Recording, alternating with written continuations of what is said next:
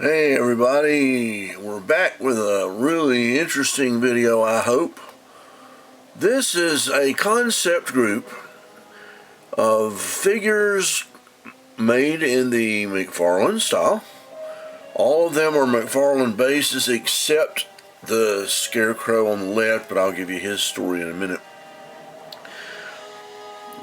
We're looking at what I consider a concept series. Had Joel Schumacher been allowed to make another Batman movie, there was theory it might have been called Batman Triumphant or something like that. And he was wanting to go more serious. He realized he'd gone too silly with Batman and Robin, and he wanted to do a more serious plot line. So I took it upon myself to stylize my own figures from it, even though it doesn't exist. I kind of came up with a movie in my head that would have a color scheme.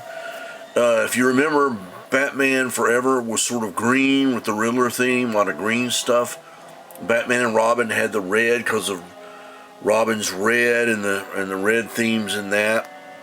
So I thought orange and black being a kind of a Halloween color theme, this would be the orange movie.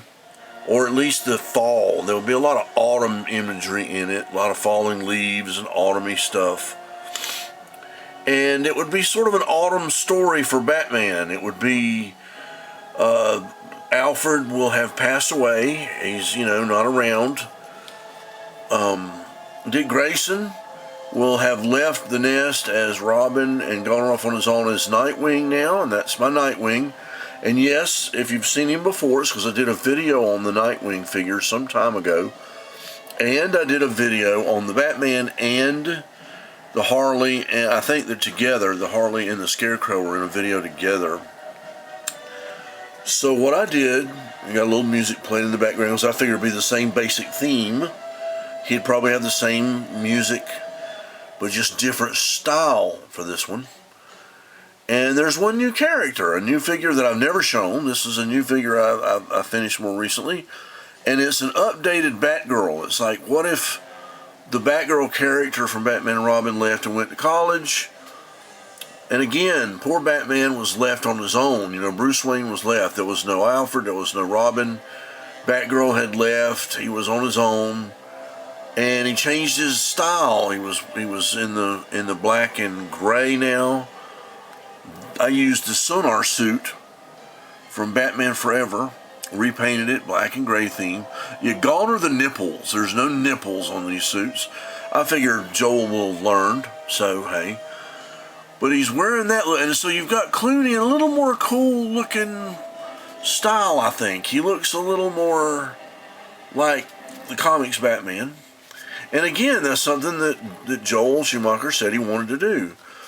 So we've got what would have been the first idea of a Harley, much more like the comics or the cartoons.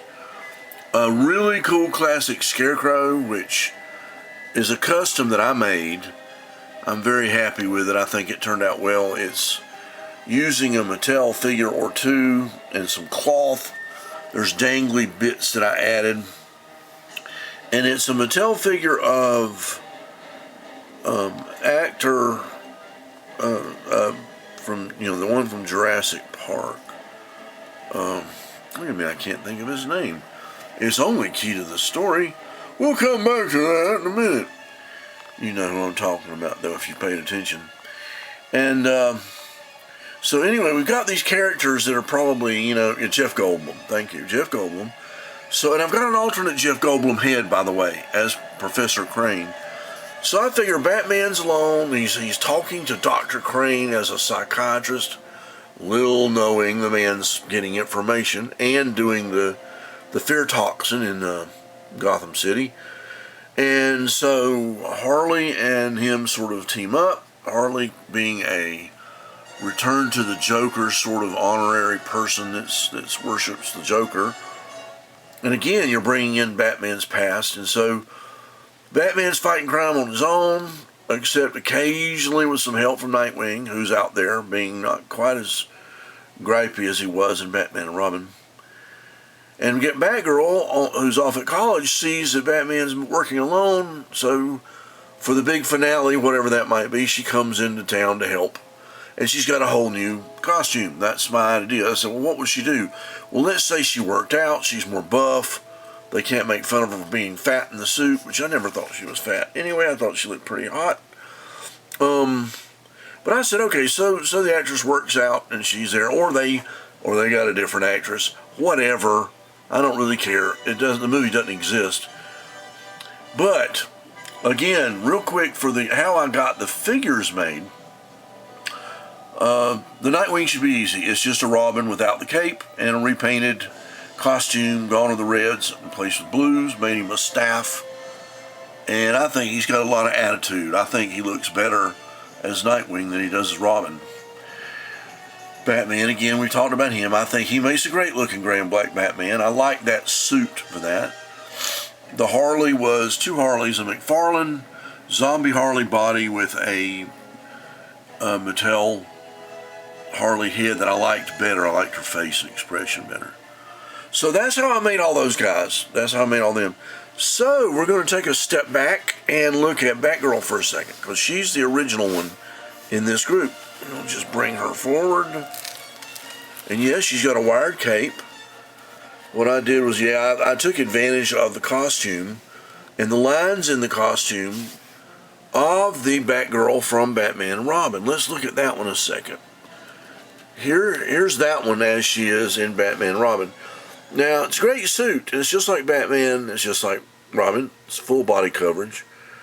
And I thought, well, that's fine. That's cool. But if I see Batgirl again, I want to see some skin. I just said, I'm going to take advantage and do something different. And I wanted a more dramatic cape for her. Something a little different. So, because this is all fine, but it's all monochromatic. It's all just this dark blue color. So, kept the basic blue theme in the tones of what is on the suit. I gave her bare shoulders to show off the muscles she's gotten.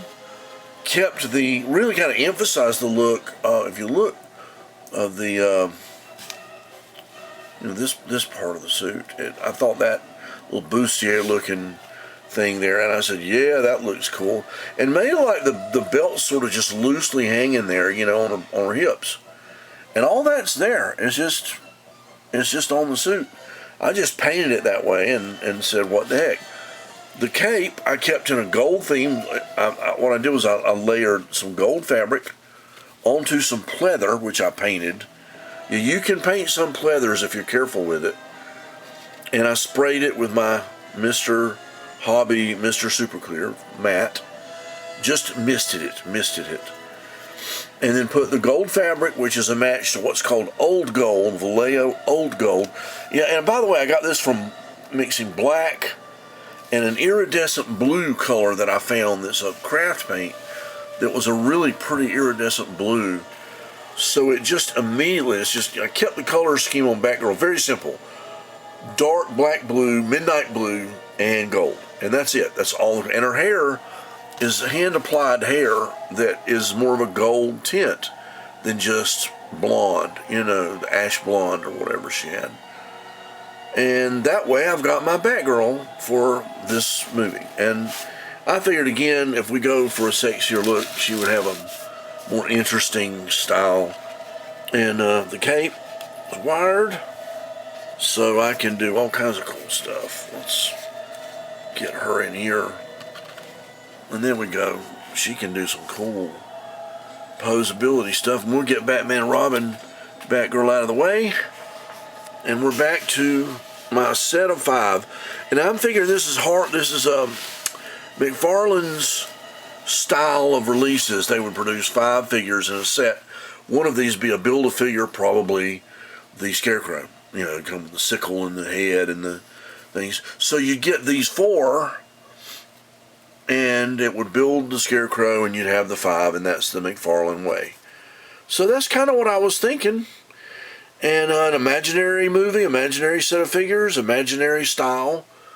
My way of doing it. Yeah, it's even got a McFarlane cape, which I kind of like this fabric cape on Batman. I just like the way it hung. I thought, we'll just keep it simple on Batman. And that's it. Oh, this was a McFarlane cape that I shredded. So, that made that work. And that's it. It's just a simple style for a simple idea for a simple movie. And I figured, hey, we're all excited about the upcoming Batman Returns series. And hopefully, God knows, if McFarlane has a little bit of time, he could do us a Joker and a Bob and a Vicky Vale. Who knows? I mean, who knows if he can get to it or not? He might surprise us with that movie. In the meantime, I'm satisfied with a movie that doesn't even exist, and here it is. I'm putting it in my lineup, and I'm calling it Batman Triumphant. Y'all take care. Have any comments? Have anything you want to say? Subscribe if you have not. Please put a like on this, and we'll see you next time.